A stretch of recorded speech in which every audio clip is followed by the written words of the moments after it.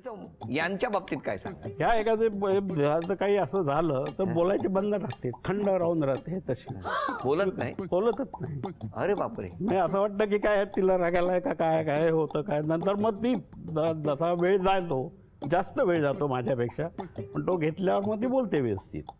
पण तुम्ही त्यांचा तो राग शांत व्हावा म्हणून कधी प्रयत्न? मग प्रयत्न काय, प्रश्नच येत नाही ना त्याचा काय. तर मला माहिती आहे तिथं हे होणार, नंतर थंड होईल. काय प्रश्न. आत्ता बोललो मी, थोड्या वेळाने ती थंड होईल, तो आपण थोडा वेळ गप्प बसावं ना. अशी कुठली गोष्ट आहे का की आजपर्यंत तुम्ही माऊलीला म्हणजे बऱ्याचदा कसं असतं की संसारात अनेक चढ उतार येत असतात. मग एखादी गोष्ट असते की जी सांगितली तर घरातलं वातावरण बदलू शकतं, किंवा एखादी गोष्ट अशी असते की जी सांगितली नाही तर बरी आणि स्वतःकडेच ठेवली जाते. अशी कुठली गोष्ट आहे का की जी त्यांना न सांगता तुम्ही मनातच ठेवून दिली? नाही नाही, याची कुठलीच गोष्ट लहानपणची कुठलीच नाही, काहीच नाही. तुम्ही सगळ्या गोष्टी सांगून टाकल्या. आणि परत राग येईल तेवढ्या म्हणूनच सांगितलं. असं स्पष्ट बोललं की राग येतो. बरं तुम्ही सांगा, अशी कुठली गोष्ट आहे का की जी त्यांच्यापासून न सांगता तुम्ही मनात ठेवली? नाही असं काही नाही, सगळ्या गोष्टी त्यांच्याशी आम्ही शेअर एकमेकांशी बोलतो. सगळ्या गोष्टी 50 वर्षात कुठलीही गोष्ट नाही नाही सगळ्या गोष्टी शेअर केल्या, हो की नाही? सगळं किती छान, मस्त. 50 वर्षाचा एकदम आनंदाचा हा सहवास. तुमच्या या सहवासाला खूप मनापासून शुभेच्छा. धन्यवाद. असेच हसत राहा. धन्यवाद. कधी आलो तर बासुंदी किंवा मोदक काहीतरी आम्हाला द्या. नक्की देणार. आणि मला तुम्हाला सगळ्यांना विचारायचंय या दोघांबद्दल की यांनी तर भरभरून दिलंय. काही नव्हतं जेव्हा संसाराची सुरुवात केली, गाठीशीच काही नव्हतं, पण तुम्हाला मात्र जे होतं ते भरभरून दिलं, बरोबर की नाही? अशा वेळेला मला तुम्हाला विचारायचंय, तुम्हाला नेमकं काय काय दिलं हो यांनी? मी धाकटी मुलगी त्यांची. खूप त्यांनी मला खूप सांभाळून घेतलं अगदी जन्मापासून. म्हणजे मी जन्म जेव्हा माझा झाला तेव्हा तर खूप माझी परिस्थिती हे होती, मला हॉस्पिटलमध्ये ॲडमिट केलेलं. तर तेव्हा तर खूप त्यांनी, इवन त्यावेळेलाच माझ्या बाबांची नोकरी गेली, पण तरी त्यांनी माझ्यासाठी म्हणून ते घरी राहिले. त्यामुळे खूप प्रेम दिलं त्यांनी आम्हाला. बाबा होते थोडे तापड, आई तशी प्रेमळ आहे, पण काय तेवढ्यापुरता त्यांचा राग असायचा. त्यामुळे त्यांनी जे हाल अपेष्टा सोसल्या आणि जे आम्हाला वाढवलं, चांगलं शिक्षण दिलं, आमचे संसार चांगल्या प्रकारे हे केले, त्यात आम्ही खूप समाधानी आहोत, आनंदी आहोत. आजी आजोबांबद्दल काय सांगू, म्हणजे माझे ते दुसरे आईवडीलच आहेत. म्हणजे कितीही सांगितलं ना तरी कमीच आहे त्यांच्याबद्दल. म्हणजे मी आणि माझा मोठा भाऊ जो अमेय जोशी, आम्ही लहानपणी एकदम त्यांच्या घरी जायचो, राहायचो. आता कसं मोठे झाल्यावर वेळ कधीच नाही मिळत. तर आजी आठवण काढते आमची, फोन करते. मी कधी केला नसेन पण ती नेहमी मला फोन वगैरे करते. आणि आणि मग आता थोडंसं आजी आजोबांसाठी आपण सुद्धा वेळ काढावा असं वाटतं का? हां वाटतं ना, म्हणून तर मी हल्ली जाते तिच्याकडे. कधी कधी तिला बरं नसताना पण ती नेहमी काम करत असते, पण मग मी तिला नेहमी सांगते तू काय काम करू नको, मला सांग, मला घरी बोलव. ते नाही, ती स्वतःच कामं करत कारण बसते. त्यांना माहिती आहे तुम्ही फक्त सांगणार, करणार नाही. आजी आणि आजोबा खूप प्रेमळ आहेत आणि ते मला नेहमी खाऊ देतात. आजी, बालपण कुठलं आधी ते सांगा तुम्ही. माझा जन्म पंढरपूरचा आहे. घरी कोण कोण होतं? वडील, आई, भाऊ, भाऊजे. मला 2 भाऊ होते, एक बहीण होती बर. आणि मी याचे, आम्ही दोघी ते दोघं. पण सगळं बालपण पंढरपुरात गेलं? नाही, मग एक 7-8 वर्ष मग त्यानंतर तुम्ही कुठे आले राहायला? अहमदनगरला. अहमदनगरला गेले. अहमदनगरला जाणं कशामुळे झालं तुमचं? वडिलांच्या काहीतरी घरगुती इतर मित्रांच्या कार्यक्रम ह्याच्यामुळे काहीतरी घरात सावकारी होती त्या मित्राची, वडिलांच्या. बरोबर. तर ते वादविवादासाठी माझे वडील सोडवायला गेले ते, आणि ते जे सोडवायला गेले तर तिथंच स्थायिक झाले. मग आणि मग अहमदनगर. हो. मग सगळं बालपण, मग पुढचं सगळं अहमदनगर. हो. नमस्कार आजोबा. नमस्कार. तुमचं बालपण कुठलं? माझा जन्म हा धुळ्याचा. त्याच्यानंतर माझं शिक्षण सुरू झालं ठाण्याला. ठाण्याला BJ हायस्कूलच्या जवळ चिपकरांचा दवाखाना होता. बर. डॉक्टर चिपकर. बर. तिथे फाटकांचा वाडा एक आहे. बर. त्या फाटकांच्या वाड्यामध्ये आमचं विराड होतं. हो. वडिलांची बदली ठाण्याला झाली वडील होती. काय करायचे? शिक्षण खात्यातच होते. ठाण्याहून आमची बदली झाली रत्नागिरीला. त्यावेळेला रत्नागिरीला काही वर्ष काढली. तिथून पुन्हा मुंबईला आलो. म्हणजे अशा तऱ्हेने जिथे जिथे जागा होत गेल्या तिथे तिथे मी बदल्या होत.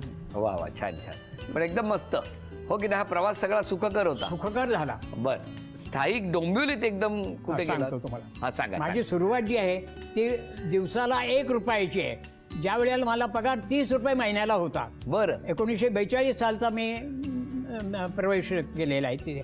1942ला नगरलाच माझी अपॉइंटमेंट झालेली होती. तिथे मी गेलो. तुम्ही दुसरा काही प्रश्न विचारू नका मी कुठे म्हणजे. काय विचारलं? तर मी 1 मिनिट असं का म्हणालात की मी दुसरा म्हणजे कुठला? ती साधारणपणे तुमची प्रथा आहे काय प्रथा आहे? गेल्या 12 वर्षामधली. काय? असा एखादा मुद्दा पकडायचा आणि त्याच्यावरून त्या माणसाला काही विशेष वाटेल असा त्याला प्रश्न विचारायचा. पण मी काय विचारलं का? मी त्याचा अंदाज बांधला ना. कारण तुमच्या चेहऱ्यावर इतकं गोड हसू आलं ना नाना. तुमचं नाव नाना नाही हा पाहिजे होतं. इतकं गोड हसलात तुम्ही, हो की नाही? बरं मला सांगा, त्या हसण्यामागचं कारण काय होतं सांगा. सदा आनंदी राहायचं, हा.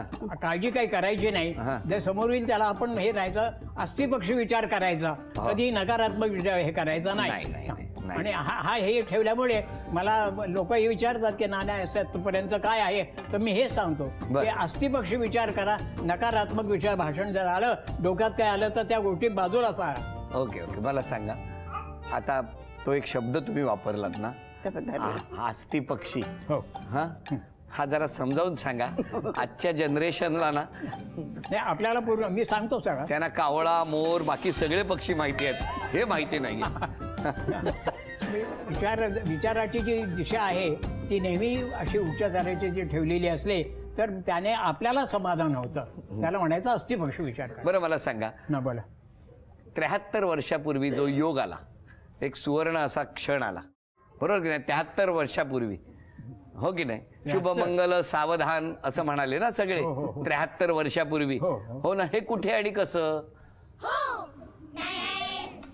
आता म्हणून मी तुम्हाला जे म्हटलं मगाशी ते प्रश्न आहे, त्या पद्धतीचा हा प्रश्न आला. आम्ही तुम्हाला तर सांगायला हरकत नाही, आम्ही एका वाड्यात राहत होतो. कुठल्या? नगरला. नगरला. आणि माझं बिराड जिथे होतं तिथे यांचंही बिराड खाली आलं. थांबा. हे मला तुम्हाला सांगायचं ते हेच विचार. आणि मग त्यांनी ते माझ्यावरती लक्ष ठेवलं असं म्हणा. कोणी? माझी जे आमच्या सासऱ्यांनी. 1 मिनिट थांबा आता. ना 1 मिनिट थांबा. बोला. काय झालं? मला ते काही माहित नाही. आम्ही तिथं राहत होतो एवढं माहिती आहे. तुम्ही राहत होता तिथेच, हे पण राहत होते का जवळ? हो, ते वर होते, ते आम्ही वरती खाली होते राहत. वाड्यात. हो. तुम्ही खाली होता. हा मग काही नाही. नाही काही नाही. माझं वय 12 वर्षाचं. तुम्ही 12 वर्षाचं वय हो, हो, होतं. हा. पण मग तुमच्या बाबांनी याच्यात पुढाकार घेतला का? बाबा तू तर काय हो, वडिलांनी पुढाकार वडिलांनी घेतला. घेतला आणि त्याच्या वेळेला मग पण तुमचं एकमेकांकडे बघणं तरी असेल ना? ते बघ. 12 बघणं नाही म्हणणं बरोबर होणार नाहीये. कारण समोर तिथूनच सर्व हे जाता येता त्याला काही इलाज त्याला इलाज नाही.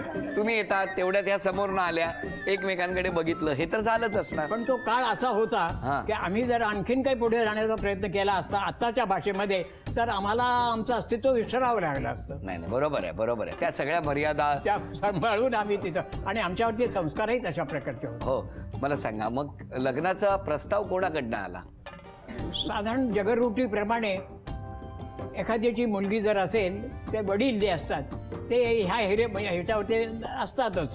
मला सुद्धा ज्या वेळेला 2 मुली झाल्या, तेव्हा मला पहिली मुलगी झाली, त्याच ज्या वेळेला मला कळलं की आपल्याला मुली आहेत, त्याच वेळेला माझ्या डोक्यात जावयाचा प्रकाश आलेला की जगररूटी आहे.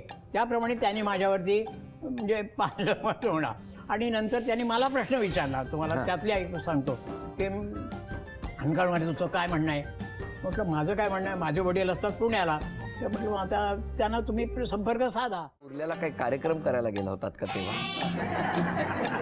नाही, पण अगदी उचित प्रश्न विचारला. कुर्ल्याला सोनापूर लेनला आमचा कार्यक्रम झाला. मला माहिती आहे. पण माऊली, स्वभाव कसा आहे हो त्यांचा? ठीक आहे.